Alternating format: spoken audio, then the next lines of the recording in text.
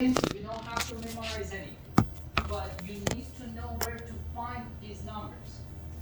Table 100.1. So this circuit breaker is rated for how much? 125 now? No, that's the amperage. But here we are. We can have it. This is for the voltage, the rated voltage, not the rated current. Now at 240? 240, 400, 600. 600? Alright. If it's rated for 600 volt, the meter equipment applies DC voltage. It doesn't apply AC. The output of the meter equipment is DC. How many volt do I need to put? 1000 volt. So, coming back here, I would like to know the resistivity of the insulation. That's my question mark. For this specific breaker, I'm going to be applying 1000 volt. The device is going to measure the current, whatever it is. There's a leakage current. And you're gonna see the amount of current on the test instrument. So we tell the instrument to put out 1000 volt. We define how many volt to put out. If you look at your equipment, you're gonna see the voltage selection. So that's what it does. You have to define how many volts. Internally, it measures the leakage current. The ratio between the two is gonna be displayed on the screen as your insulation resistance value. Questions? Was it easy?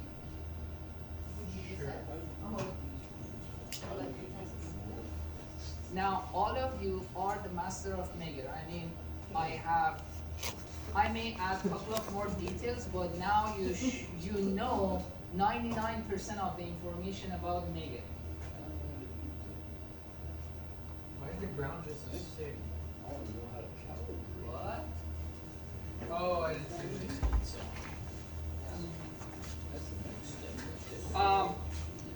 What does it mean when it says leakage? I'm gonna explain that in more details, but let's put a stop. I know for some of you it's too much information. We're gonna continue our conversation next time. And what I want you to do, ignore the blue lead. So that's not ground, that's guard. Disregard it, don't connect it, don't worry about it. Just treat it as a simple DC system. Red is positive, black is negative. Just two wires. The other question that I would like to ask, because you didn't ask, I told you, you have to ask me questions, otherwise I'm going to ask you questions. You're going to apply the voltage. How many volt? I don't know. Table 100.1. Go look it up.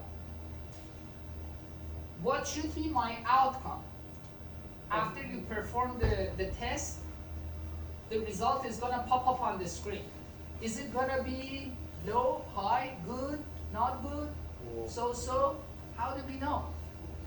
100. Recommended. Again, recommended. This is what's recommended by NIDA MTS. The customer says, I don't care about NIDA MTS. You have to follow my own numbers. That's fine.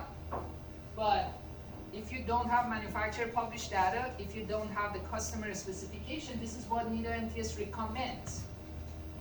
Minimum insulation resistance reading for 1000 volt rated circuit breaker should be 100 megohms. If you are above that number, good. If you are below that number, write it up in your report. So we are following NIDA MTS. What percentage would be of bad burn? Above this number, below this number. Below. I mean, it will be below it for the insulator, right? But Yeah, when if should we be it's worried? 99, it doesn't pass according to NIDA MTS. If it's 100, we're good according to NIDA MTS. So anything below. Anything below the 100. How good are you with the prefixes? Good. you know the mega? Even if you spawn on it. So, again, I don't expect you to learn everything, but for the purpose of this class, you're gonna hear kilo, mega, giga, and tera. So I expect you to know the conversion between these. Because for measure, we are dealing with high resistive values. So kilo means 1,000, mega means million, giga means billion, and tera means million, 10 to the power of 12. So those zeros. But in NIDA MTS, the reference being used for measure is in megohms. Okay? So megohms. If you have the reading in gigaohm, for example, you are reading gigaohms.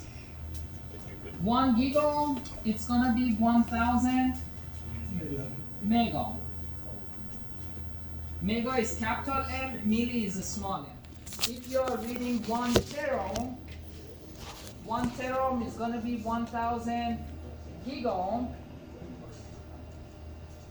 which is a million megohms. So, everyone feel comfortable with the conversion of the units? If you want, I can go through some examples, but I just want to make sure you understand the concept of conversion, because we're going to do that. You may read gigaohm on the screen. You need to convert it to megaohm. So nothing crazy, but I want to make sure everyone understands the unit conversion.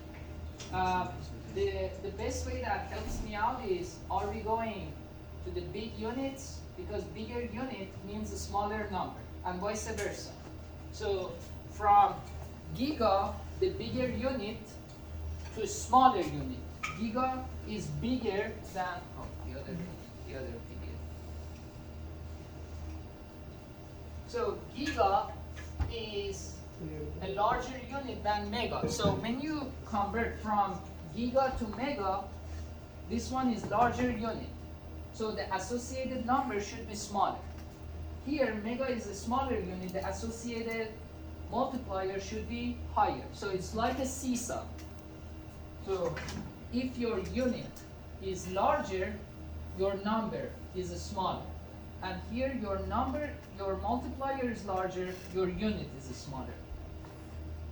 So that's the best way which helped me through school, but you can look at it in many different ways, see which one works best for you. Same here. Tera is a larger unit than giga. Tera is larger than giga. That's why the associated number, when you have the equality sign, the associated number for tera is bigger, 1 is smaller. 1,000 is a larger number, giga is a smaller unit, and so on and so forth. If there is any question with unit conversion, let me know. I can show you some examples. So far, so good? Yeah. You're not overwhelmed or anything, right? My promise to you was keep it simple, easy to follow. So if I go too fast or you don't understand something, let me know. We're gonna do Mega and VLRO for the rest of the semester. Yes, sir. Can you just say tera ohm is a mega ohm? Just kidding.